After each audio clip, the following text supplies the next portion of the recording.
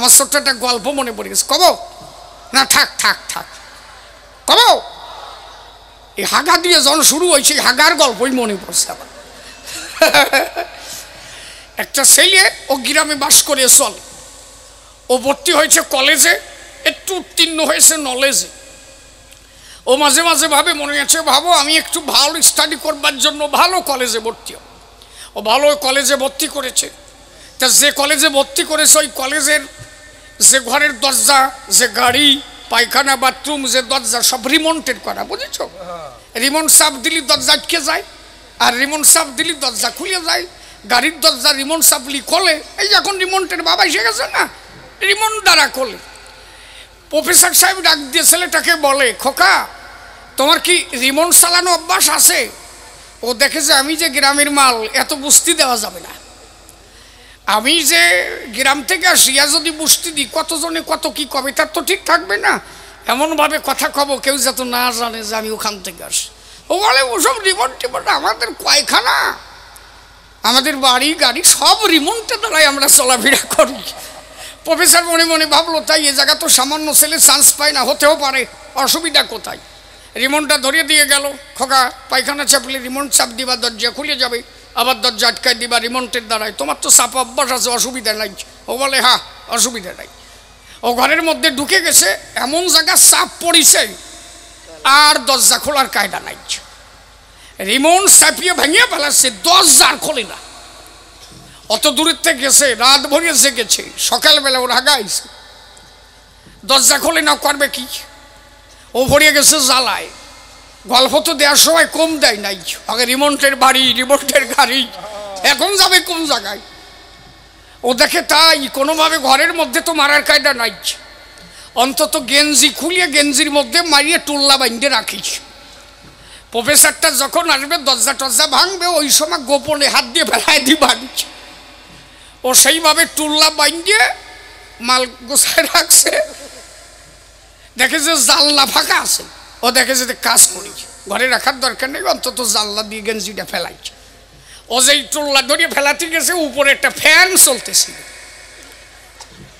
কপালর যে কি ভালো, গেঞ্জির কলাটা ওই ফ্যানে বাঁধিয়ে গেল। যেই বাঁধিয়ে গেছে ও হাত ছাড়ান দিয়েছে, এইবার হাগা সারিব নেটাইছে। ও দেখে তাই ছেলে ছিল গেঞ্জির মধ্যে ছিল, এইবার কি হলো?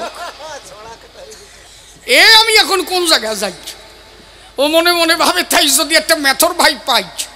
দেখে যে মেথর একটা হাঁটতে যায়, ও জানলা দিয়ে ডাক দিয়েছে, এ ভাই এদিকে আয়, এই একটু পরিষ্কার করে দিয়ে যা। ভাব আবার ভালো নয়, পরিস্থিতি খুব খারাপ।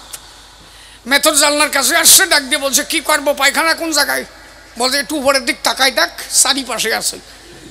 মেথর উপরের দিক তাকায় দেখে যে চারিপাশে চন্দনে ছিটে দিয়েছে। ও বলে, তাই কয় হাজার টাকা নিবি পরিষ্কার করিবার আশায়? মেথর বলে, কয় হাজার নয়, আমি তোরে কত দেব তুই তাই কয়া। তোরে দেয়া লাগবে না, তোর দিতে হবে না, আমি দেব। আমি তো 5,000-এর নিচে পায়খানা পরিষ্কার করি না, তোরে আমি 10,000 দেব। তুই শুধু বল এই ফাঁসা উঁচু করিয়ে এইভাবে ঝাড়লি কেমবাই, এই ঝাড়াটা তুই ঝাড়লি কিভাবে? তাহলে অন্তরে করি ধারণা, এত তাড়াতাড়ি তুই এতগুলো ঝাড়িয়ে গেলি কেমবাই? হ্যাঁ, তোর বোধ থাকা দরকার যে আসর হবে 4, তার মধ্যে নারী নর আমরা ছোট্ট ছোট্ট করে করি বাসর। তাহলে হরিচাঁদ ঠাকুর কি দিল, আমি ছোট্ট করে একটু বলি, সভা তলক তাড়াতাড়ি নেমে যাওয়া ভালো। কারণ মুরব্বী সাহেব আমার কাছে আবার খবর দিয়ে গেল, দেরি হয়ে যাচ্ছে, কিন্তু তাড়াতাড়ি নামেন। হ্যাঁ দেরি হয়ে যাচ্ছে, কিন্তু এইভাবে কি গান হয়? আপনারা কেউ যাবেন না আসর ছেড়ে, আমি আবার আসবো ফিরে। তাহলে হরিচাঁদ ঠাকুর কি দিয়েছিল চরাচরে, আমি ছোট্ট একটু করে বোঝাই যাই। অনুন্নত সম্প্রদায় যারা কৃষ্ণ পূজা দিয়েছিল তারা, রামকান্ত বৈরাগী যিনি গোবিন্দ পূজা দিয়েছিলেন তিনি, কথাগুলো ধৈর্য ধরে শ্রবণ করা চাই। সেই 19বিংশ শতকে দাঁড়িয়ে বলি সভাপাকে, রামকান্ত বৈরাগী কৃষ্ণের চরণে ভোগ নৈবেদ্য করেছিল দান। মনে রাখবেন, যত শীতুল কাষ্টের সন্তান, তখন কিন্তু রামকান্ত বৈরাগীকে লাঠিপিটা করেছিল ব্রাহ্মণ। রামকান্ত বলেছিল, তাই আমার দোষ কি? ওই ব্রাহ্মণ বলে, তাই তুই যে সারালের ছেলে, সন্ডালের ছেলে, তোর তো ভগবান স্পর্শ করার কোনো ক্ষমতা নাই, তুই স্পর্শ করিলে ভগবান যায় চলে। কারণ তোদের ছোট জাত বলে তোরা স্পর্শ করলে সেই মন্দিরে আর ভগবান থাকে না কোনো কালে। এইটা কোনো ধর্ম কথা হয়? অন্তরে করি ধারণা। রামকান্ত তো তখন হরি পূজা দিয়েছিল না, রামকান্ত কিন্তু কৃষ্ণ পূজাই দিয়েছিল। তাহলে রামকান্তকে কেন আঘাত করা হলো? রামকান্তের চোখের জল দাঁড়িয়ে বলি সবাতল চড়েছিল বিশ্ব নীলদল, মিথ্যা বলি নাই। রামকান্তের চোখের জলে তখন জয় হরি বলে ডেকেছিল, হে কৃষ্ণ নন্দলালে তুমি কি জগতে নাই? মানুষের নাই ধর্মের অধিকার, আমি বলি তোমার ভার। হে কৃষ্ণ নটবর, দেখেছি তোমার গীতার পাতায় তুমি লিখেছ তাই, যদা যদা হি ধর্মস্য গ্লানি ভবতি ভারত অভ্যুত্থানাং ধর্মস্য তদাত্মানাং সৃজম্বহম পরিত্রাণায় সাধুনাং বিনাশায় চ দুষ্কৃতাম ধর্ম সংস্থাপনার্থে সম্ভাবামি যুগে যুগে। ধর্মের যখন গ্লানি ঘটে, সাধুদের যখন অত্যাচার ওঠে, সাধুদের পরিত্রাণ করতে, ধর্মকে রক্ষা করতে তুমি ভগবান নেমে আসো ভবের হাটে। আজ লক্ষ লক্ষ কোটি কোটি সন্তান তোমার জন্য তাদের কাঁদিছে প্রাণ। যাদের ধর্মের অধিকার নাই, নাই কোনো সম্মান, তাদের অধিকার ফিরাইয়ে দিতে তুমি এবার আসো জগতে। হে কৃষ্ণ জগন্নাথ, আমার কথা নিও, শ্রীধামরা কান্দি হরি হয়ে অবতীর্ণ হইও। দাঁড়িয়ে বলি সবার ঠাই ভক্তের আকুল ক্রন্দন রক্ষা করিতে, ভক্তকে বাঁচাতে হরি আমার এসেছিলেন ওরা কান্দির গায়। অনেক বৈরাগী কয় যে হরিচাঁদ ঠাকুর ভগবান, শাস্ত্রীয় যুক্তি কি? কেন কৃষ্ণ তো ওখানে ওই শ্লোকটা না দিয়ে উনি তো বলতে পারতেন যে শাস্ত্রে লেখা থাকলেই ভগবান হব, শাস্ত্রে লেখা না থাকলে আমি ভগবান হব না, এটা তো লিখতে পারত। উনি কি লিখলেন? না, যদা যদা হি ধর্মস্য গ্লানি ভবতি ভারত অভ্যুত্থানাং ধর্মস্য তদাত্মানাং সৃজম্বহম পরিত্রাণায় সাধুনাং বিনাশায় চ দুষ্কৃতাম ধর্ম সংস্থাপনার্থে সম্ভাবামি যুগে যুগে। তার মানে কি, ধর্মের যখন গ্লানি ঘটবে ভগবান কি এখন আসতে হতে পারে? যদি এখনো পর্যন্ত মানুষের উপর অত্যাচার নেমে আসে, মানুষ যদি তার ধর্মের অধিকার না ফিরে পায়, আজও ভগবান আসতে বাধ্য, শুধু ভক্তকে রক্ষা করবার দায়। এই বোধ জাগে নাই, এই জন্য কয় যে হরিচাঁদ ভগবান হয়েছে কবে, এইটা কিন্তু নয়। দাঁড়িয়ে বলি সবার ঠাই। তাহলে যিনি মহাপ্রভু, মহাপ্রভুর মূল আদর্শ যদি দেখি সেইটা হরিচাঁদের মধ্যে পাই পূর্ণভাবে, এক বিন্দু তার ভুল নাই। প্রথম যদি ব্রাহ্মণ্যবাদের বিরুদ্ধে কেউ লড়াই করে তিনি হচ্ছেন মহাপ্রভু। পরে দেখবেন চৈতন্য চরিতামৃত, শ্রীজীব গোস্বামীর চৈতন্য ভাগবত, এই বৃন্দাবন দাসের চৈতন্য ভাগবত, শ্রীজীব গোস্বামীর চৈতন্য মঙ্গল, কৃষ্ণদাস কবিরাজ গোস্বামীর চৈতন্য চরিত, এই চরিতামৃত। দাঁড়িয়ে বলি সবার ঠাই লেখা আছে সেই জায়গায় মহাপ্রভুর এখনো মৃত্যুর রহস্য আমরা কিন্তু সঠিকভাবে পাই নাই। কথা জানা আছে কি? সরকারি কোনো সিদ্ধান্ত নাই। কেন নাই? মহাপ্রভুর কথা ছিল, বসে শুনে জ্ঞানী দল, যেহেতু মহাপ্রভু ব্রাহ্মণ কুলে জন্ম নিয়েছিল, নিজের ব্রহ্মত্ব ভুলে গিয়ে আসণ্ডলে উনি হরিনাম দিতে চেয়েছিল। হিন্দু খ্রিস্টান মুসলমান নাই কোনো দাস মুসি, তার কাছে সবাই ছিল সমান।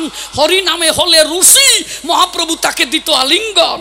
অন্তরে করি ধারণা, ওই ব্রাহ্মণরা চিন্তা করলো এ শালা আমাকে যারই তো ভালো না, এ কি জন্মেছে আমাদের ঘরে, আমরা যাব যাদের মাথার উপরে, আর এ গিয়ে তাদের সঙ্গে আলিঙ্গন করে, এরে আর রাখা যাবে না। পরবর্তীতে কি হলো বসে শুনে জ্ঞানী দল, ওই ঘটনা শিশিরের না বলাই ভালো। দাঁড়িয়ে বলি সবার ঠাই, কারণ এখনো পর্যন্ত তার পূর্ণ মীমাংসা আমরা পাই নাই। তাহলে মহাপ্রভু ব্রাহ্মণ্যবাদের বিরুদ্ধে লড়াই করেছিল। মহাপ্রভু একটা কথা বলতো, তাই মানুষে মানুষে ভাই ভাই, যেখানে কোনো জাতাজাতি নাই, সেই ধর্ম পরবর্তীতে হরি হয়ে এসে ওরা কান্দি বলেছিল, জীবে দয়া নামে রুচি মানুষেতে নিষ্ঠা, ইহা ছাড়া আর যত সব ক্রিয়া দুষ্টা, কুকুরের উচ্ছিষ্ট পেলে মোরা খাই, বেদ বিধি শৌচাচার নাহি বানি ঠাই। আরে মানুষ তো দূরের কথা, যদি একটা কুকুরেরও প্রসাদ পাই আমরা মতুয়ারা জয় হরি বল হরি বলে প্রেমানন্দে হরি বলে সেই কুকুরের উচ্ছিষ্ট আমরা খাই। অন্তরে করি ধারণা, তাহলে প্রকৃত মতুয়া যারা প্রকৃত বৈষ্ণব, তারা প্রকৃত বৈষ্ণব হলে তার মধ্যে এত সুস্মার্গ নাই। এই দুটা কাঠা আছে, এই সুসের ঠেলায় একে ভগবান পাওয়া হয়ে যাবে দায়। দাঁড়িয়ে বলি সবার ঠাই, যদি সুস্মার্গে ভগবান পেত, তাহলে রোহিদাস মুচির চামড়া কাঠায় কি আর ভগবান যেত? কথা কন। তাহলে বৈরাগী কি, ওগুলো কি? এর দ্বারা ভগবান নয়। ভগবান পেতে গেলে তার বিশুদ্ধ চরিত্র হওয়া চাই, যার চরিত্র পবিত্র নাই তারে গঙ্গা জলে কি করে রে ভাই? 7 বেলা গঙ্গা জলে ডুবলি কাজ হয়? পরের বদিকে যদি কুতকুত হইয়া তাকায়, কথা কইও দয়াল, কথা কইও। আবার একটা গল্প বলে, পরে আমি গিয়েছিলাম একবার মালদা গান গাইবার তরে, একজন বৈষ্ণব ভাই আমারে দেখে দেখি যে বারবার স্নান করে, আমি পড়ে গেছি জ্বালায়, ওই বাড়ি গান গাই, বায়না দিয়েছে আমারে চৈত্র মাসের 20 তারিখ প্রায়, এই বুড়ি গণ গণ কনে যায়, জাতি দাও দিয়ে গুতো এবারই আসতেছে, সারিয়ে দাও দিও না, ওনার বাড়ির খবর আছে বলে। দাঁড়িয়ে বলি সবার স্থান, ওই বাড়িতে গাইতে গেলাম আমি গান, চৈত্র মাসের 20 তারিখ, আমার মনে আছে এখন, সে লোকটা মারাও গেছে। তো ওনার বাড়ি গানে গেলাম, উনি আমার দেখে দেই যে ঘন ঘন স্নান করে, সকালবেলা উঠেই স্নানে গেল, কিরে ভাই ভালো? তাহলে কোথায় গিয়েছিলেন? বৈষ্ণব গোসাই বলছি একটু পায়খানা পাত্র, ঠিক আছে ভালো। একটু পরে ঘন্টাখানিক পরে আবার স্নান করে আসলাম, এখন কোথায় গিয়েছিলেন? বলে একটু প্রস্রাব করতে গিয়েছিলাম তো স্নান করলাম, ভালো। আবার একটু পরে যে স্নান করেছি, আবার স্নান করলেন, দুটো আহার করেছি তো গা এঁঠো হয়ে গেছে, আবার 20 থেকে 30 বার স্নান করছে। মানে আমার দেখাচ্ছে যে মাল আমি একটা আসি এই জায়গায়, বুঝলে? আমি তো টের পাইছি, এর মতো ভণ্ড আর নাই। বিকেলবেলা যে ঢোলে যাইয়ে বাড়ি দিছি, কবি গান আরম্ভ হয়েছে, ঢোলে বাড়ি দিছি, এমন বৃষ্টি হয়েছে, উপরের সেই তাবু মাবু সিঁড়িয়ে মিড়িয়ে ঢোলমল ভিজে কবি গানই বন্ধ হয়ে গেছে। বৈষ্ণব এসে বলে আমার মতো বিশুদ্ধ বৈষ্ণব নাই, আমার এই গানটা এমন হলো কেন? হ্যালো, আরো কয়বার স্নান করো, তোমার স্নানের ঠেলা সব স্নান হয়ে গেছে, স্নান করার জায়গা পাও নাই তুমি, বুঝলে? এগুলো ভঙ্গি ধরা ছাড়া আর কিছু নয়, অন্তরে করি ধারণা। পরের বার ওই লোক বৃষ্টির ঠেলায় পৌষ মাসে 20 তারিখ গান দিয়েছে, সেইবার যখন যাই এইবার দেই যে স্নানও নাই, গোসাই স্নান ট্রেন করছে, ওরে শীত পড়িছে রে, স্নান করে মর বমি। আচ্ছা, ভঙ্গি ধরার দরকারটা কি তোমার? কি দরকার আছে ভঙ্গি ধরার? অতএব এসবের দ্বারা ঈশ্বর প্রাপ্তি নয়। ঈশ্বর প্রাপ্তি যদি সুস্মার্গে হতো তাহলে ভোলানাথ কি আর শ্মশানে পড়ে থাকতো? যোগী ঋষি মুনি যারা পাহাড় পর্বতে অরণ্যের মধ্যে থাকে তারা, তাদের কোনো নাই সুস্মার্গের দ্বারা, একমাত্র ঈশ্বর প্রাপ্তি হয় চরিত্র পবিত্রতার দ্বারা আর হরি নামের দ্বারা। বিশুদ্ধ চরিত্র হলে তার আর কোনো কিছুর দরকার হয় না। তাই হরিচাঁদ ঠাকুর বলেছিলেন, লয়ে নিজ নারী ব্রহ্মচারী সচ্চরিত্র রবে, হাতে কাম মুখে নাম সদা সত্য কথা কবে, পরপতি পরসতী কভু না স্পর্শিবে, তুমি না ডাকিলে হরি তোমারে ডাকিবে। এর থেকে ভালো কথা আর কিছু নাই। হ্যাঁ, আবার কয় বইটা কি দেখবা, নিজের বউ ছাড়িয়ে দিয়া আর এক পরের বিধবা দিয়া কুরুত কল মারিয়ে বেড়াই, কি পাই কম হাসিয়া পড়ে ওই বুড়িটা কি উঠেছে। এরে কোন ধর্ম কয়? এর কি ধর্ম কয়? কোন একজন নারী চায় তার স্বামী বুড়ো হয়ে মরে যাক, তার কোলে মরে যাক, সে কখনো চায় না আমার স্বামী অন্য কোনো নারীর কাছে যাক। নারী যদি এতই খারাপ হয়, নারায়ণের কাছে লক্ষ্মী, আমরা জানি সেই সাক্ষী, রাধার কাছে কৃষ্ণ বাধা মিথ্যা কথা নয়, বিষ্ণু পিয়ার কাছে মহাপ্রভু জানি বসে শোনেন জ্ঞানী গুণী, রামের কাছে সীতা মানি, ভগবান যুগে যুগে এলো নারীকে সঙ্গে রেখেছিল, নারী ভিন্ন ভগবান কিন্তু নাই। তাহলে নিজের বউ সঙ্গে নিয়ে ভগবান রাজত্ব গেল চালাইয়া, তাহলে তুমি নিজের বউ সঙ্গে করে ভগবান পাতা না পেতা, ভগবান তাই দেখালো। তুমি কি করলে? নিজের বউ ছেড়ে দিয়ে পরের আর একটারে নিয়ে তারপরে তুরুম তুরুম,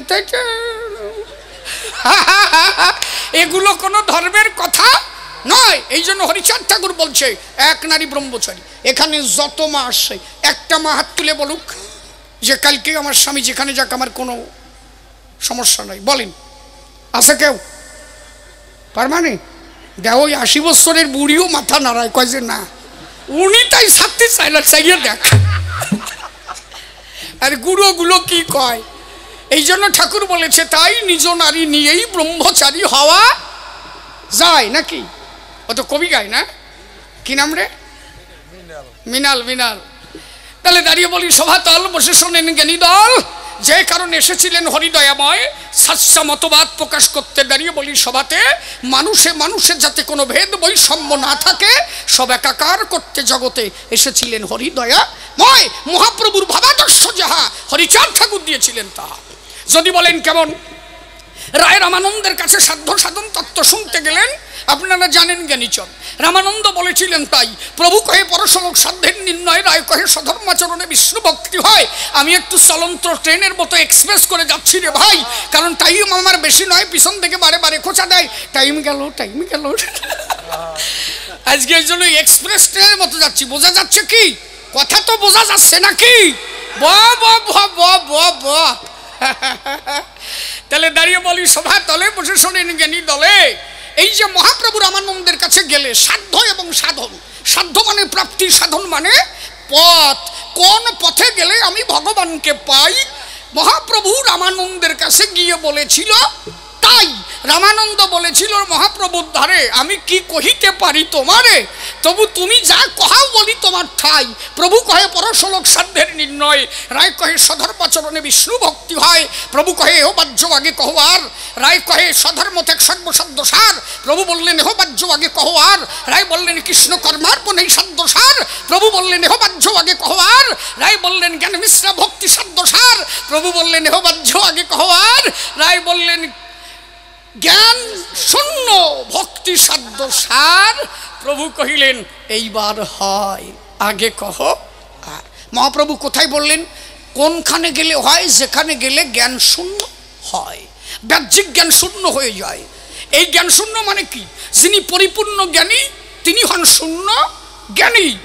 যিনি পরিপূর্ণ জ্ঞানী হন তাকেই শূন্য জ্ঞানী বলা হয়। তার চরিত্র, তার চলাফেরা কিন্তু শূন্য জ্ঞানীর ন্যায়। যদি বলেন কেমন, আপনাদের বুঝাই। যেমন আপনারা বসে আছেন এখানে, এখন দেখা গেল এখানে যদি কোনো একজন মুরব্বী সাহেব আসে, দেখা গেল তিনি এসে আপনাদের কাছে বসে আপনাদের সকলের চরণধুলি তুলে নিয়েছে মাথায়। তার পাশে 5 বছরের ছেলে আছে, ছেলেটাকে নিয়েছে কোলে, তার চরণধুলি নিয়েছে মস্তকে তুলি। পাশে আদাবুদি জ্ঞানী যিনি, ডাক দিয়ে বললেন তিনি, আরে বলো দে সাতু মাথায় নাই ধাতু, অত বড় বুড়ো মানুষ ওই তো গুরুর ফায়াত দেয়।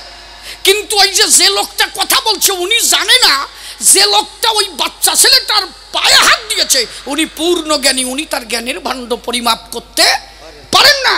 কারণ উনি জানে তাই আত্মার কোন, আত্মা কে কবে এসেছে, কোন আত্মা কবে ঈশ্বর পাঠিয়েছে, একমাত্র শ্রী হরি ছাড়া আর কারো জানার কথা নয়। তাহলে ওই যে বাচ্চা ছেলে বসে শোনেন জ্ঞানী দলে, ও যে কথা বলে, ও যে এইটুকু বয়সে এসেছে হরিবাসরে চলে। আপনি বলেন তো এতদা এলাকায় সমস্ত বুড়ো মানুষ কি আসছে এই জায়গায় কবি গান শুনতে? অনেকে আসে নাই। দেখা যাচ্ছে আপনার বাড়ির পাশে হরিসভা হচ্ছে, সেখানে 8 বছরের বালক গিয়ে ডঙ্কা বাজাচ্ছে, কিন্তু আপনার পাশের বাড়ির 80 বছরের বুড়ো সে ওখানে গিয়ে এর দাঁত মেলাই হাসিয়ে পড়তেছে, দেও কি করে আরম্ভ করেছে। তার মানে কি ওই বাচ্চা ছেলেটার পূর্বজন্মের স্বীকৃতি ছিল, তাই এইটুকু বয়সে ও সাধুগুরু বৈষ্ণবের কৃপা পেয়েছিল। আর ওই বুড়োর এখনো পর্যন্ত সেই সাধ্য সেই প্রেম জন্মাই নাই, কারণ এ তার পূর্ব জন্মের কোন কর্মের ফল। তাহলে দাঁড়িয়ে বলি সবার তল কি হয়েছে? দুদিতি কয়েছে চুপ কর দি, ওকে মত মতো আমি গান গাবো নাকি? নাকি এটা জায়গা আছে নাকি? কি বলে এটা করে কি?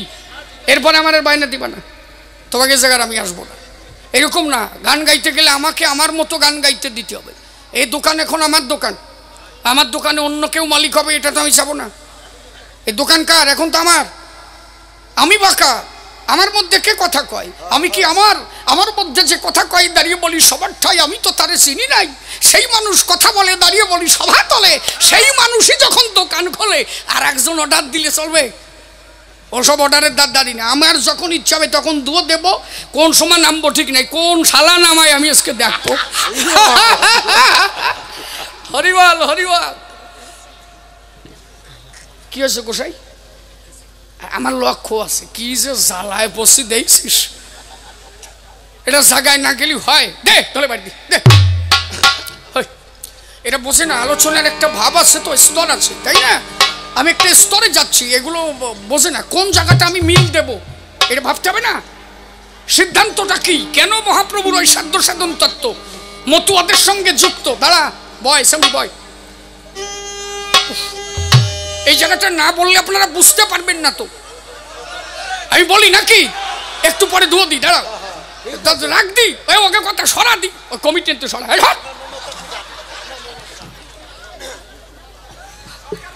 হ্যাঁ হ্যাঁ দেবো, দুও দেবো, দেবো। আজকে সারা রাত গাবো।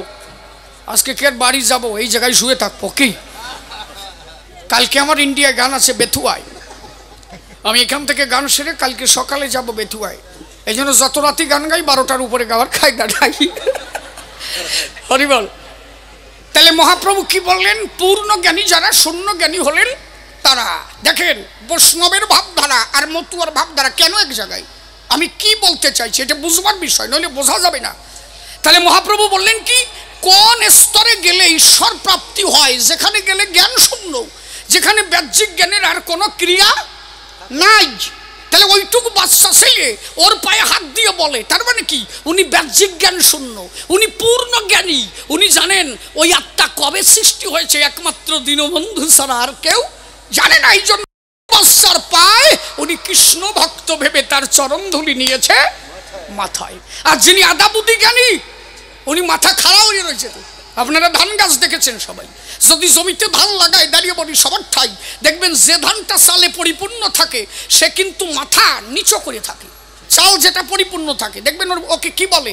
আমরা বাংলাদেশে বাল বলেছি, কেউ সরা বলে, তাই না? মাথাটা এইভাবে থাকে। ও জানে আমার মধ্যে চাল আছে, আমাকে যদি মালিক বুঝতে পারে ও কেটে নিয়ে রন্ধন করে আমার দ্বারা কাজ সেরে ফেলবে। অতএব আমার গোপন ঘরে থাকতে হবে। পূর্ণ জ্ঞানী যারা মাথাটাকে নিচু করে ভক্তের চরণ ধুলি করায় তারা। আর যার আদাবুদ্ধি জ্ঞান কোন রকম একটু সাল হয়েছে, ওই সিটিয়া দেখবা ধান খেতে যে সিটিয়া গাছটা থাকে, যার মধ্যে সালও নাই কিচ্ছু নাই, ও দেখবা যদি দুটিয়া সিটিয়া গাছ থাকে, ঝরা গাছ, ওর ওই মালিকের দেখায় ওই জমির উপরে দাঁড়ায় থাকে খাড়া হইয়া, ওর মাথা কিন্তু একটু নিচে নাই, কেটে নিয়ে যায় শাসি। জানে আমার। এই জন্য পূর্ণ জ্ঞানী যারা, শূন্য জ্ঞানী হয় তারা এই ভাবধারা মতুয়ার মধ্যে পায়। কোন জায়গায়? এইবার দেখেন যখন মতুয়ারা ডঙ্কা বাজায় হরিনাম করে, অশ্বিনী গোসাই লিখে গেছে তার গানের ভিতরে, অজ্ঞান যাবে সজ্ঞান যাবে বাহ্যজ্ঞান তোর পড়িয়ে রবে, এই দশা তোর যখন হবে চিদানন্দে উঠবে নিশান। মহাপ্রভুর কথা আর অশ্বিনী গোসাইর কথা আলাদা আছে কোনো জায়গায়? মহাপ্রভু বললেন জ্ঞান শূন্য হলে তখন ঈশ্বর প্রাপ্তি হয়। অশ্বিনী গোসাই বললেন তাই, অজ্ঞান যাবে সজ্ঞান যাবে বাহ্য জ্ঞান সব পড়িয়ে রবে, এই দশা তোর যখন হবে চিদানন্দে উঠবে নিশান। দাঁড়িয়ে বলি সবাস্থান। বাহ্যিক জ্ঞান যখন শূন্য হয়ে যায়, মতুয়ারা যখন ডাঙ্কা তোলে বসে শোনেন জ্ঞানী দলে বল হরি বল হরি বলে, যখন মাতোয়ারা হয় পুরুষ নারী একত্তরে হরি বলে চলে ফেরে, ভক্তবান নারী নরে মিথ্যা বলি নাই, ওই যখন ডঙ্কার তালে তালে হরি বলে তখন অঙ্গ দোলে, স্বামী গিয়ে ধরে তার স্ত্রীর পায়, কারণ তখন তার বাহ্যিক জ্ঞান নাই, কে স্ত্রী কে স্বামী সব তখন একাকার হয়ে যায়। জয় হরিবল হরিবলে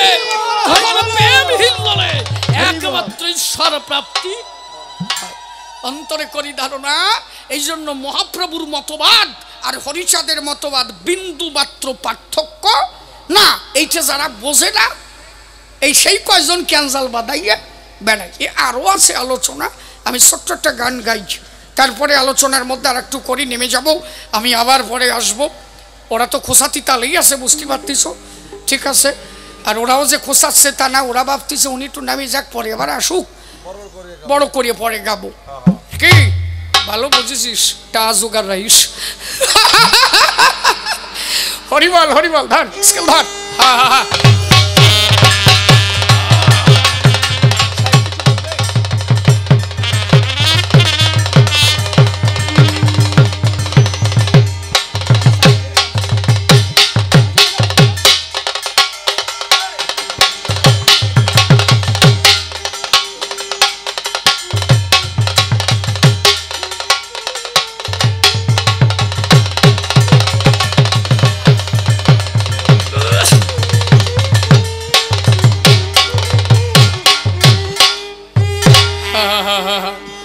আমার অশ্বিনীর একটা গান গাইছি আজকে, বিদায়ের পালা।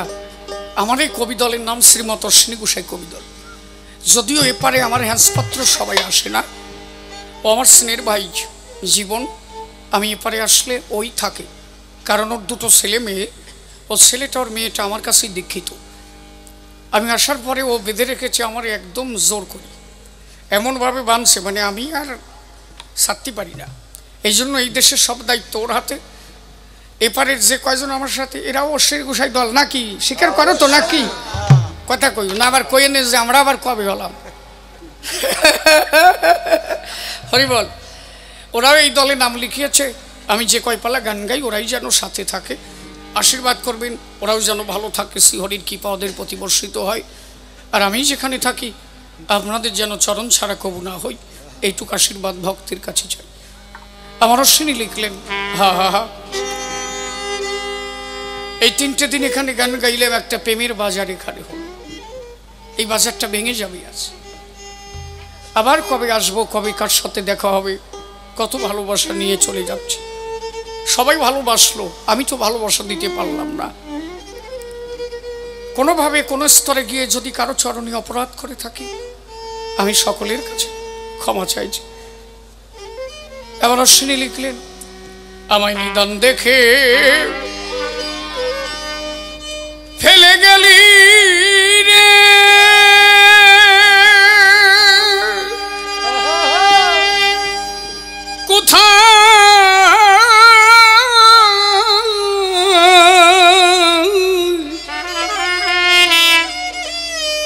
কোথায় লুকালি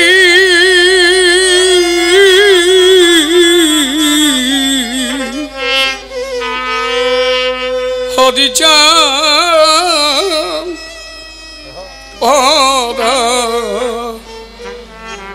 পরাণ পুতলি নিদান দেখে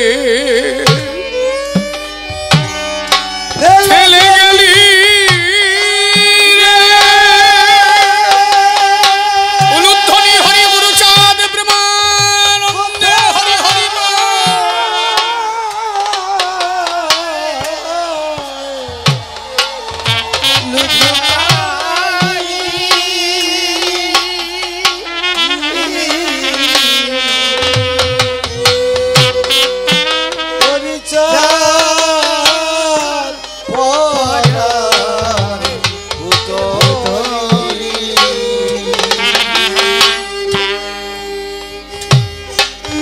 নিদান দেখে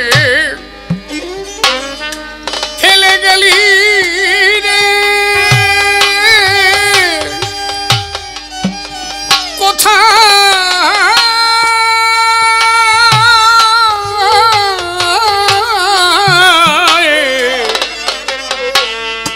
কোথায় লোকালি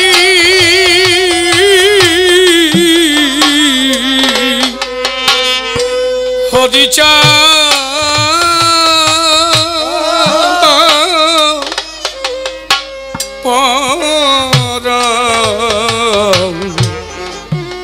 পরাণ পুতলি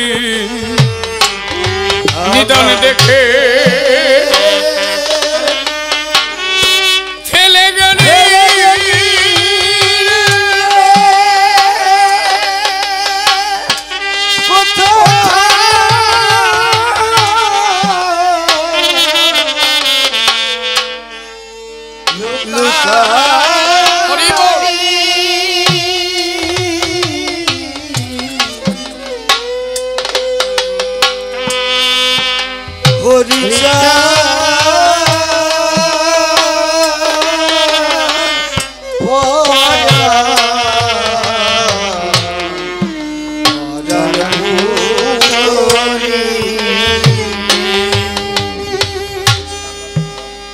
কাঙালির ধন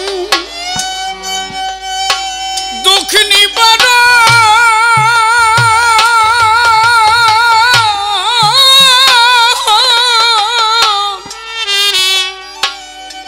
দুঃখিনীর প্রাণ জুড়ালি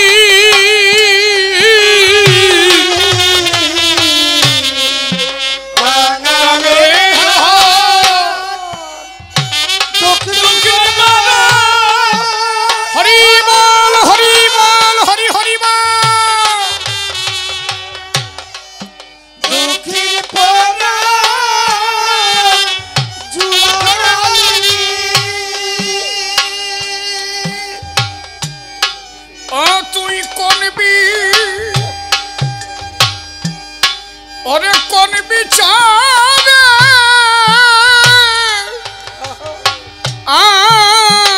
আমার শিরে ও হরিচাঁদ কেম দিলি দুঃখের ডালি ও তুই করবি হরিবল হরিবল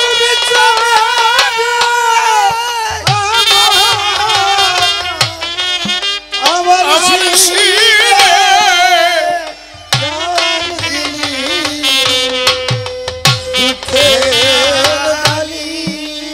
তুই করবি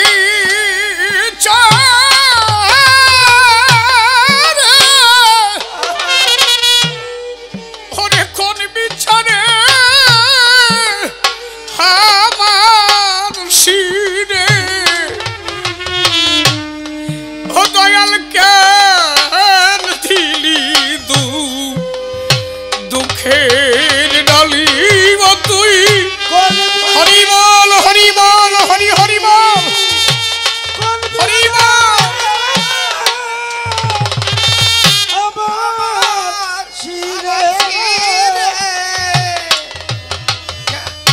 কেন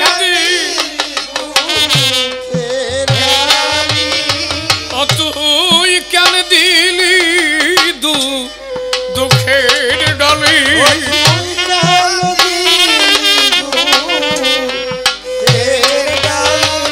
তুই কেন দিলি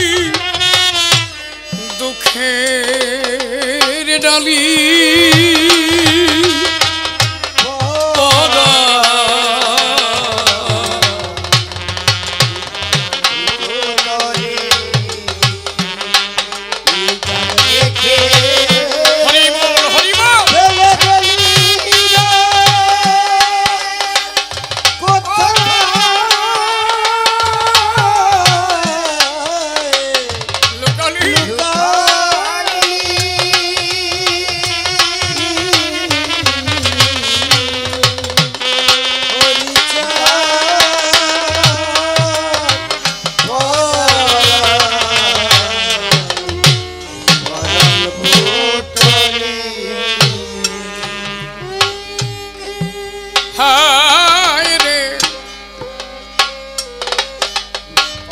ভক্তের অধীন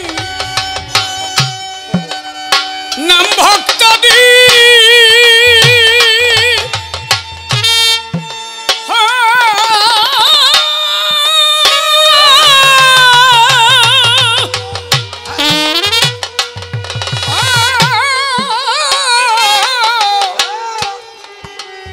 হরে দয়াময় নাম ধরিলি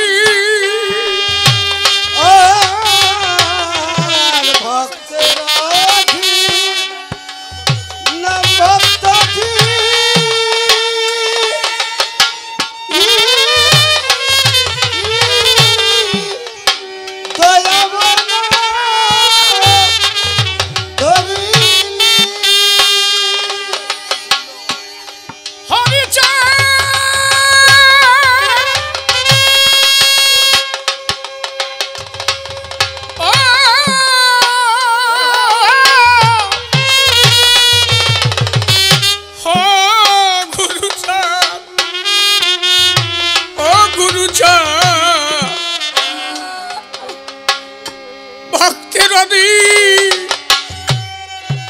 ওরে নাম ভক্তাধীন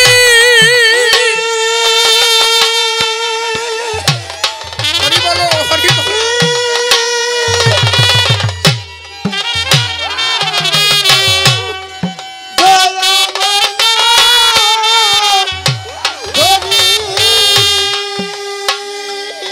আজ আমি ভক্তি হরে ভক্তি শূন্য আজ আমি ভক্তি শূন্য হরে দিন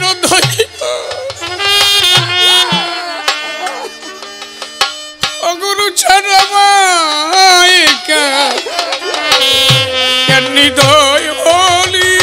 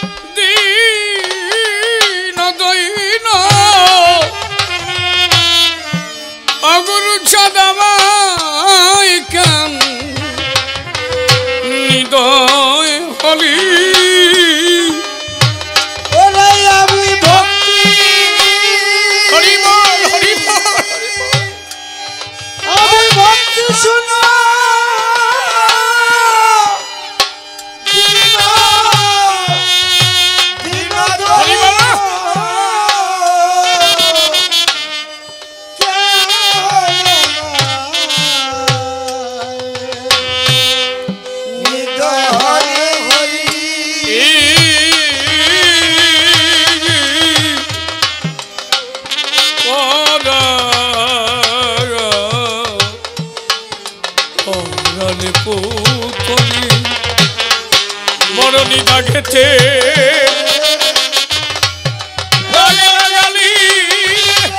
উলুধ্বনি হরি হরি বল উলুধ্বনি হরি বল হরি বল হরি হরি বল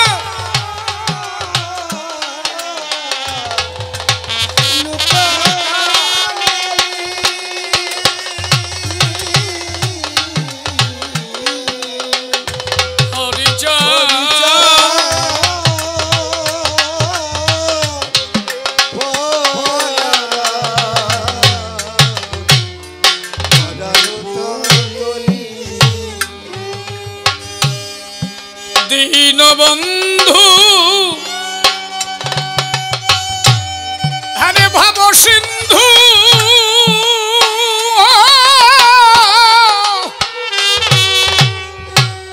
ওরে ধরাতে না নাবিক হলি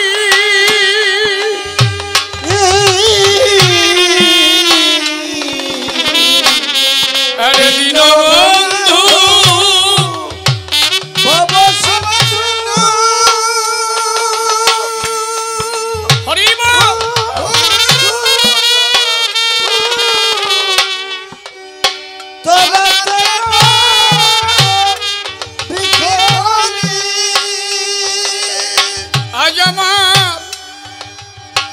আমার নাইক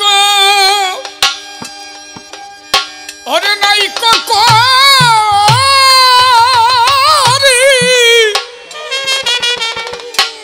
আমার নাইক করি আমি দিন ভিখারি ও দয়াল কুলে বসে গাবায় আমায় কান্দালি আমার নাইক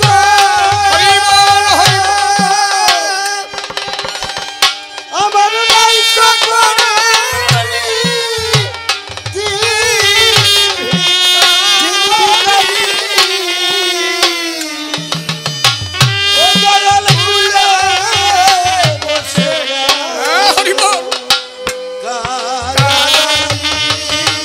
হরিচার কুলে বসে আমায় কান্দালি হরিচার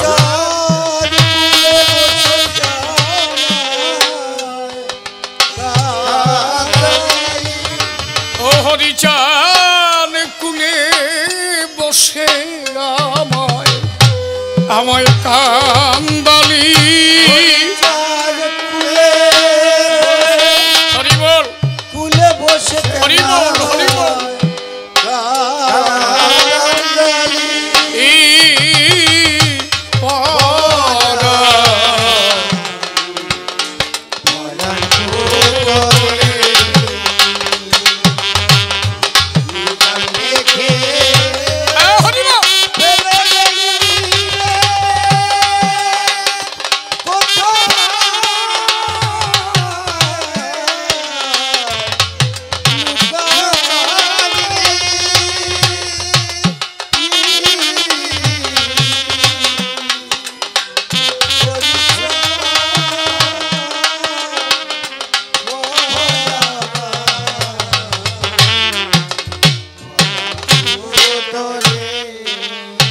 কাউকে রাজা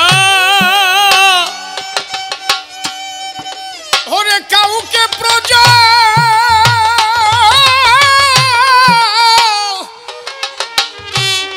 আরে কাউকে কাঙাল সাজালি হরিচা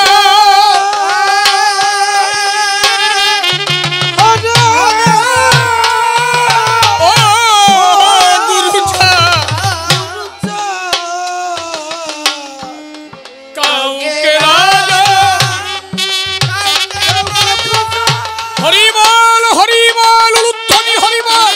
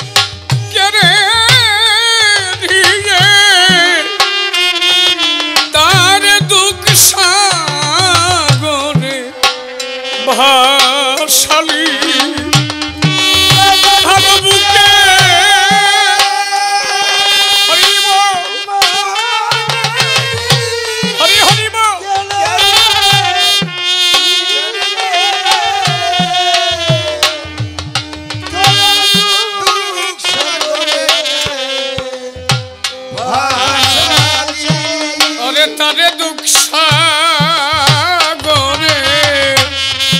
ভাসালি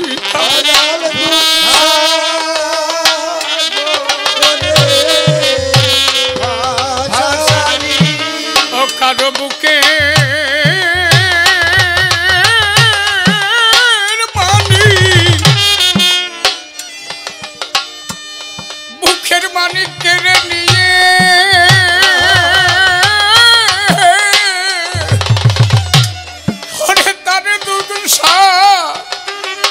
সাগরে ভাসালি কারোর বুকে মানি হরিবল হরিবল গেলে নিয়ে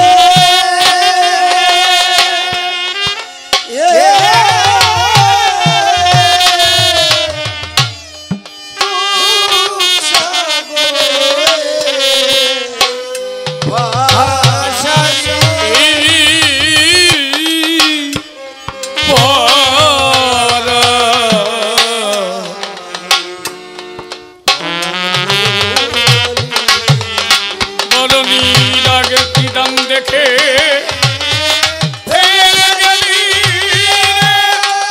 হরি হরি বল হরি হরি বল হরি হরি বল হরি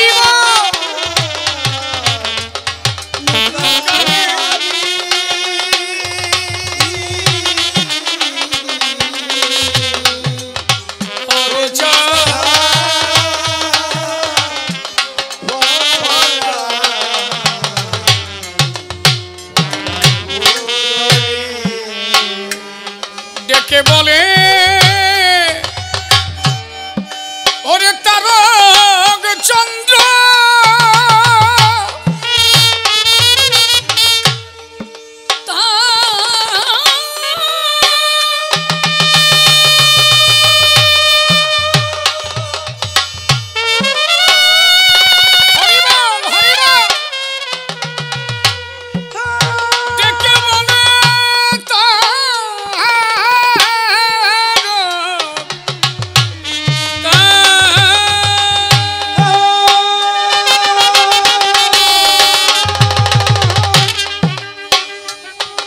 ডেকে বলে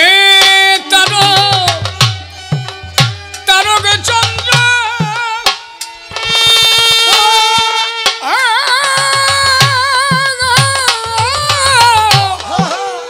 অশ্বিনী তো ধরে বলি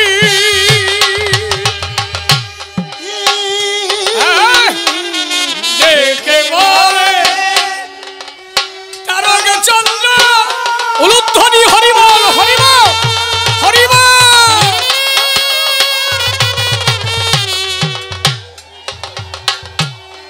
অসীমিত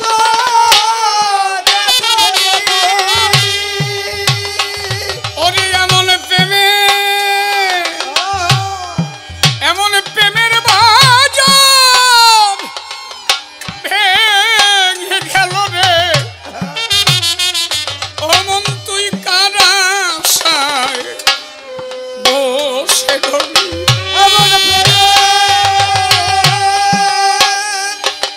হরিবল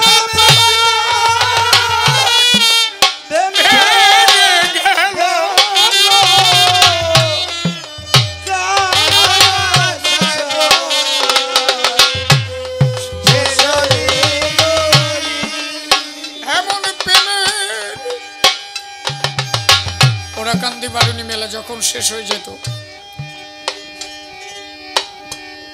বিচরণ কর্তা গুরুচাঁদ ঠাকুরের কাছে থাকত মানে ওরাকান্দির যত পায়খানা টায়খানা যা কিছু বিচরণ পাগল পরিষ্কার করত গুরুচাঁদ ঠাকুরকে বলছিল বাবা সবাই তো সব কাজ করে আমার এই পায়খানা পরিষ্কার করার দায়িত্ব দেওয়া হোক যত হরিভক্ত আসে তারা যে পায়খানা করে তুই যাবে পায়খানাগুলো পরিষ্কার করব। এত সহজে তারে পাওয়া যায়, এত সোজা তারে পাওয়া। পায়খানাগুলো ঝুড়িতে তুলে যখন মাথায় করে নিয়ে যেত, টপ টপ করে পায়খানা পড়ত, একটুখানি পায়খানা আঙুলে দিয়ে সাটা দিত। নালিশ করলো গুরুচরণ ঠাকুরের কাছে, বাবা তোমার বিচরণ পায়খানা খায়। কয় যত দায়িত্ব নেছে ওইয়া, তা খায় কেন, তো পরিষ্কার করার কথা। কয় তা জানি না, শুনে দেখো তো। বিচরণ রে ডাক দিয়েছে, বিচরণ এদিকে আয়। বাবা তুমি পায়খানা খাও কেন? কাজে বাবা ধামার থেকে যখন পায়খানা টপ টপ করে পড়ে, আমি আঙুলি দিয়ে তখন দেখি সবাই তো পায়খানা করে, ওর আর এক শব্দ ঘু। যখন এই ঘু শব্দ উচ্চারণ করতে যাই, গু শব্দ আমার মধ্যে এসে যায়। তোমার নামের প্রথম অক্ষর গু, ওই শব্দ যখন পাই তখন মনে হয় যে এর মধ্যেও আমার গুরুচার আছে। আমি তাই ওই টেস্ট করে দেখি যে এর মধ্যেও যদি আমার গুরুচার লিখে আমি পাই।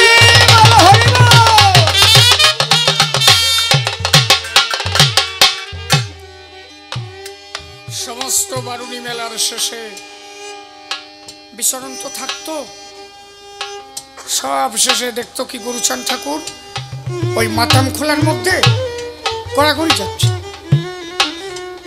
বিচরণ গিয়ে পাশে গিয়ে ডাক দিয়ে বলছে, বাবা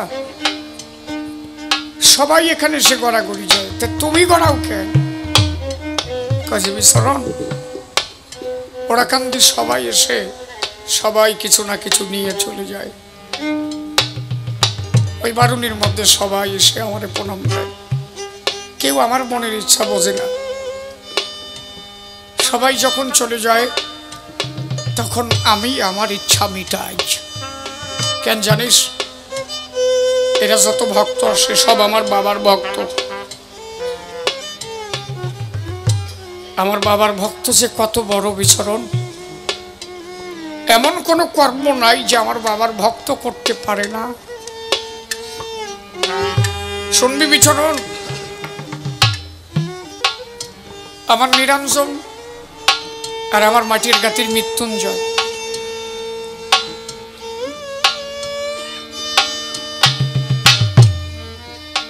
যে খালটা এক সাং মাটি দিলে খালের মাটি যাত চললে, এত স্রোত ছিল।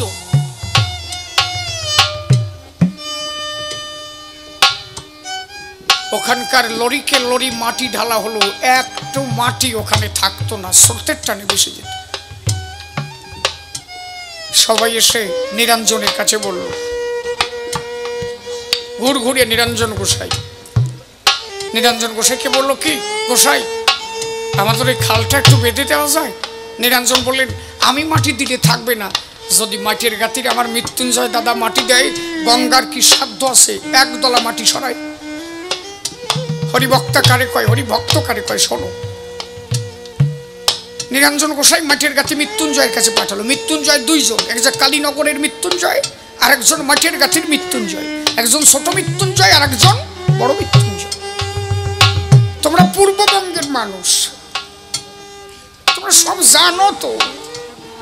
আরে আমি তো কত দূরে থাকি, তোমরা তো কাছের মানুষ।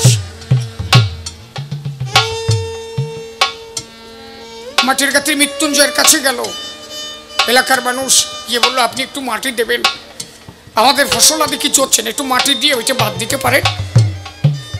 মৃত্যুঞ্জয় বললেন, আমি মাটি দেবো কেন? নিরঞ্জন পাঠিয়েছে, নিরঞ্জন দিলেই তো।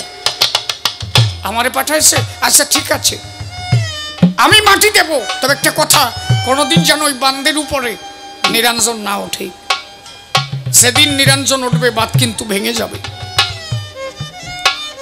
দেখেছো ভক্তের মধ্যে ভক্তের কি অনুরাগ। মাটির গাতি মৃত্যুঞ্জয় একদলা মাটি যখন ফেলে দিল, ওই যে বাদ হয়ে গেল, ওই একদলা মাটি, স্রোতের কোনো ক্ষমতা নাই যে ওই একদলা মাটি ফেলাবে। মাটির গাতি মৃত্যুঞ্জয় বলেছে, এবার মাটি দাও। বলে লরি ভরে দেবো? বলে না না, কোদালের সান দাও। গঙ্গার কি ক্ষমতা আছে মাটি ফেলে? এই মাটি কি আমার মাটি? আমি আমার হরিগুরু ছাত্রদের দোহাই দিয়ে মাটি দিয়েছি। ভয় নাই যে হরিভক্তের চরণ ধুলি গঙ্গা পেতে বাসনা এখানে জয় হরিবল।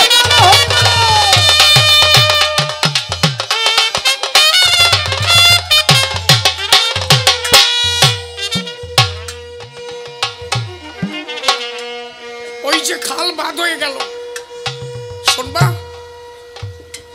সমস্ত দল ওই খালের উপর দিয়ে যেত। আর ওই ঘুরঘুরিয়ার নিরঞ্জন ঘুরঘুরিয়ার নিরঞ্জন একটা গামছা করি আন্ডারটা কাতে নিয়ে ওই হাঙর কুমিরের মধ্যে দিয়ে ঝাঁপ দিত। মতুয়ারা বলতো কি দাদা ওই যে কুমির বাসিছে তুমি যাবা? কয় যে আমার কিছু করবে না। কয় যে কেন? কয় যে আমার একজন ভরসা আছে, আমার বাবা গুরু চাঁদ আছে, আমি আমার হরি গুরু চাঁদের পরে ভার দিয়েছি।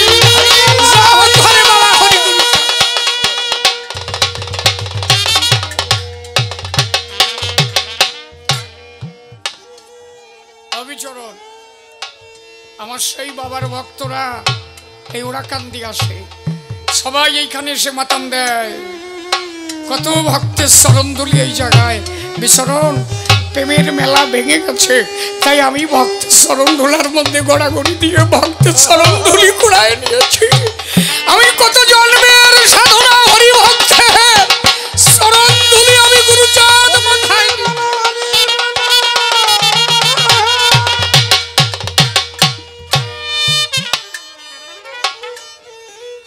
বিচরণ আমারও বাসনা হয় আমি হরি ভক্তের চরণধুলি মাথায়।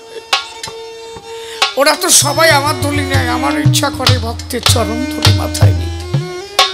তাই বিচরণ জানিস কেউ যাতে না দেখে, ব্রহ্ম মুহূর্তে উঠে আমি ভক্তের চরণ ধুলার মধ্যেই গড়াগড়ি করি। শুধু একটু আমার বাবার ভক্তের চরণ ধুলি আমি নেব।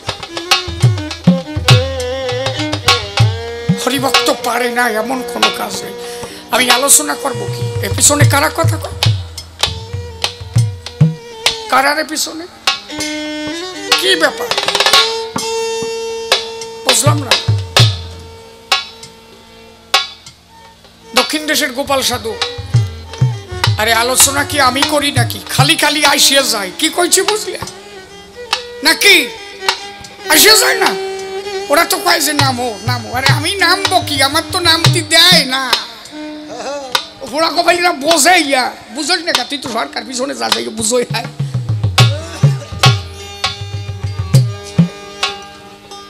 দক্ষিণ দেশে গোপাল সাধু, তোমরা বাড়ি যাবে নাকি আজকে? নাকি বাড়ি যাই না? চুপ করে বসে থাকো, রাত ভরে গাবো আজকে। দাঁড়াইছি আর নাম ওরা রাত ভরে গাবো। দেখে রাত কি কয় কি করস? তোর অসুবিধা হচ্ছে না? ঠিক আছে। ব্রিটিশ সরকার থেকে গোপাল সাধুর কাছে শুনে রাখো, আমি কয়টা বাস্তব কথা তোমাদের জানাই, ওগুলো পরে কবানি। আরে বাস্তব ঠিকানা লিখে নাও। ওয়েস্ট বেঙ্গল যদি কেউ আসো, যদি পশ্চিম বাংলা কেউ আসো, নবদ্বীপের সদানন্দ গোসাই 12 বছর কি 13 বছর হলো উনি উঠে গেছে। ওনার একটা মেয়ে, তার এখন বয়স 45 ইয়ার্স, 45 বছর। আমার কাছে তার নাম্বার আছে। ললিতা নাম, আস্তে নামে ললিতা। এই সদানন্দ গোসাই এই দেশেও অনেক ভক্ত আছে। খাটো খাটো মানুষ ছিল, আমি দেখেছি তারে 10 থেকে 12 বছর আগে উঠে গেছে। ওনার গুরুদেব ছিল আচার্য মহানন্দ গোসাই, মহানন্দ হালদার যারে কয়, যিনি শ্রী শ্রী গুরুচাঁদ চরিত লিখেছে। আচার্য মহানন্দ হালদারের একটা মালা ছিল, ওই মালাটা কারে দেবে? কয়টা যেন মালা ছিল, ওইখান থেকে একটা মালায় সদানন্দ গোসাই দেয়। একটা কথা বলেছিল, ব্রহ্মচর্য পালন করবি, মাসে 1 বছরে 12, চরিত্র পবিত্র রাখবি, হরি নামে একদিন তুই মরা বাঁচাতে পারবি। আমি বলে গেলাম তোরে, তুই হরি নামে মরা বাঁচাতে পারবি। এ আমাদের নিজের চোখে দেখা, চোখে দেখা। হুলো গল্প দিলি কাজ হবে নাকি? যে মতুয়ারা কি পারে, হরি গুরুচাঁদের নামে কি হয়? চোখে দেখা।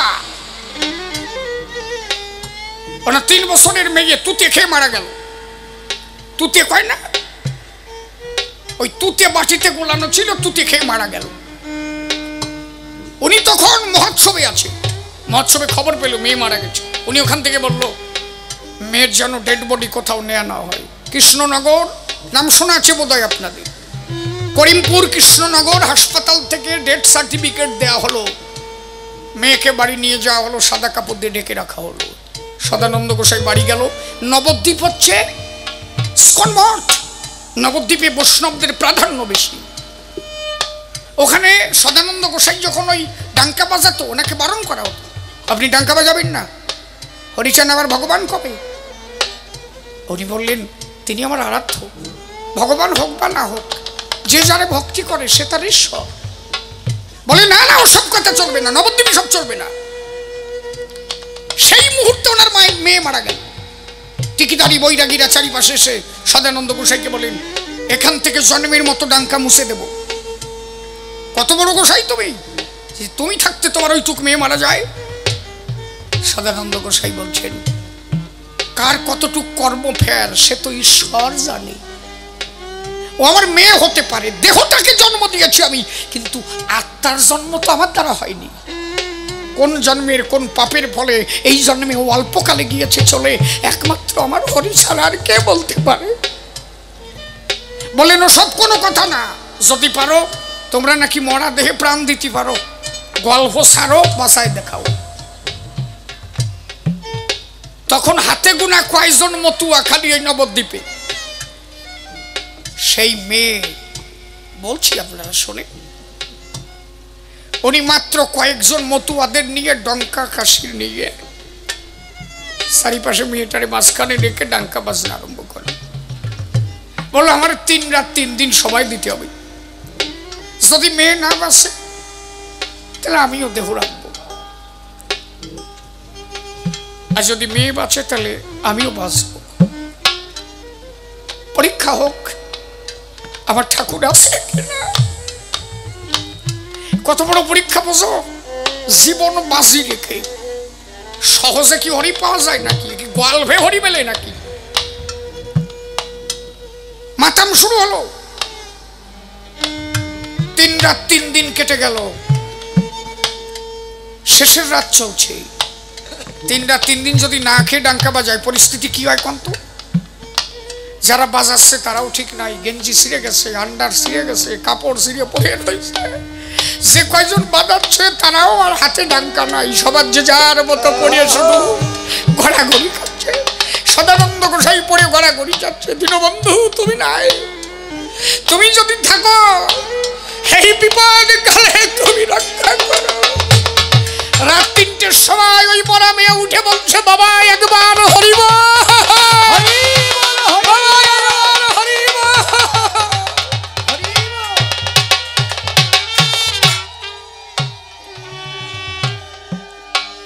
সেই মেয়ে এখনো বেঁচে আছে,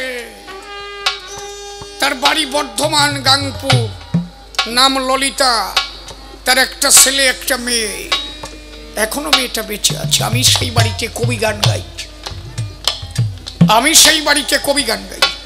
ওর যখন মরা দেহে প্রাণ ফিরে পেল, সদানন্দ গোসাই কটা ভাত দিয়েছিল, ভাত খায় নাই, অল্প কটা মুড়ি এনে দিয়েছিল।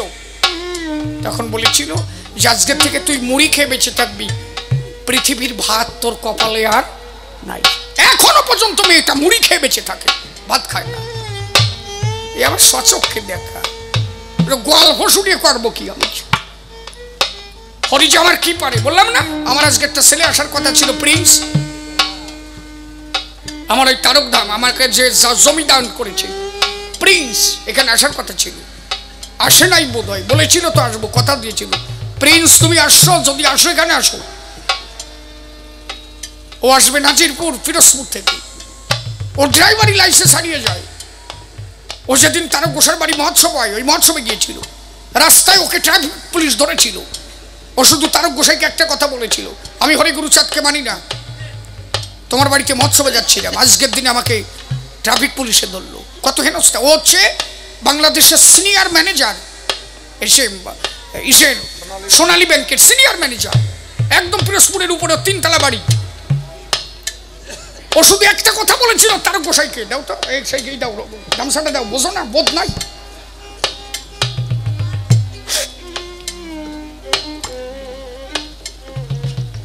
ওকে যখন ট্রাফিক পুলিশে ধরলো, ও শুধু তারকের কাছে নিবেদন করেছিল, আজকে তোমার বাড়ি যদি রওনা না দিতাম তাহলে এই অবস্থা আমার হতো না। 3 বছর আগে আমার লাইসেন্স হারা গেছে, তোমার কাছে আর্জি জানালাম, যা করবা তুমি করো। শিব চতুর্দশী রাতে যে চলে গেল না তারকেশ্বর মহোৎসব, ও মোটরসাইকেলটা নিয়ে জয়পুরে যখনই পা রেখেছে, বাড়ির থেকে ওর বউ ফোন করেছে, বলছে দরজার সামনে তোমার লাইসেন্স পড়া, লাইসেন্সটা নিয়ে যেতে পারতে তো, তোমার দরজার সামনে লাইসেন্স পড়া। বললো এতদিন তুমি ঝাড় দাও নাই, কয়েছে কতবার ঝাড় দিছি তা তো পাই নাই। প্রিন্স বলছে আমার বোঝা হয়ে গেছে, কে ওখানে দিয়ে গেছে, আমি আমার তারকের কাছে নিবেদন করেছি। হরিবল হরিবল।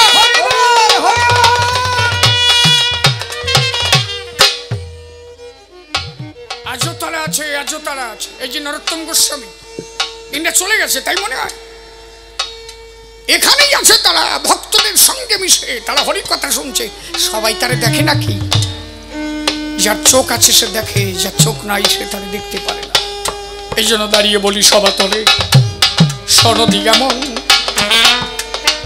সেই শ্রী গৌর লীলায় যারা করেছে বিচরণ, সেই গৌর লীলায় পারিষদ যারা এবার হরি লীলায় এলো, একবারে প্রেমানন্দে ভক্তবৃন্দে হরি হরি বল। তাহলে দাঁড়িয়ে বলি সভাতলে, মিথ্যা কথা নয়, ভাবের পালাই এখানেতে ছেড়ে দিলে যায়। তাহলে শ্রী গুরুচাঁদের বাণী, গুরুচাঁদ কি বা দিয়ে গেল, পরের আসরে জবাব দেব সভ্য সভা। আরে হরি গুরুচাঁদ মধুর লীলায় আস্বাদন, যে বুঝেছে ডুবেছে সে জনমের মতন। আমার গোলক তারক মহানন্দ আর হীরামন, আরে বিচরণ যাদবার আমার শিনী সুন্দর। আবার হরিচাঁদের মধুর লীলা বলি সবার ঠাই, কারণ সে লীলা দেখতে গেলে আমরা সবাই বুঝি তাই। দেখো কমল দাস বাবাজি আমার বৈরাগী ছিল, বৃন্দাবন যেদিন কমল দাস রওনা দিয়েছিল, কমল দাস বৃন্দাবনে করেছে গমন।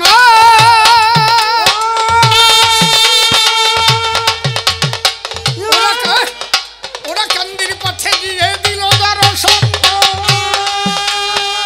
এমন সময় হরিচাঁদ জমির মধ্যে রয়,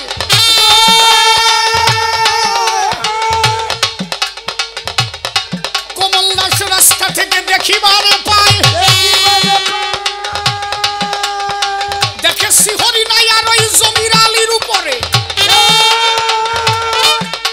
দেখে যে বংশীধারী মদন মোহন হইয়া দাঁড়ায় ওই আলির ভিতরে। হরিব হরিব।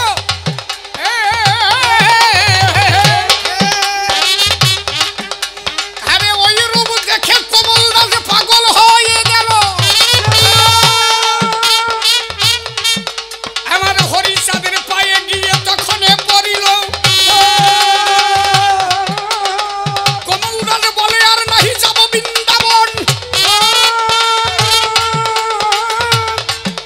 আরে বৃন্দাবনের মদন মোহন আমার শিহরি শরণ, বৃন্দাবনে যারে পাবো তারে যদি ওরা কান্দি পাই। হরিবল হরিবল উলুধ্বনি উলুধ্বনি। আর আমার বৃন্দাবনে যেয়ে কোনো দরকার নাই। জয় হরিবল হরিবলে কমল দাস মতুয়া হয়ে গেল। ওরে প্রেমানন্দে বদন ভরে হরি হরি বল। একবার হরিবল হরিবল, একবার হরিবল হরিবল, প্রেমানন্দে বদন ভরে হরিবল হরিবল, একবার হরিবল হরিবল, হরিবল হরিবল, প্রেমানন্দে বদন ভরে হরিবল হরিবল,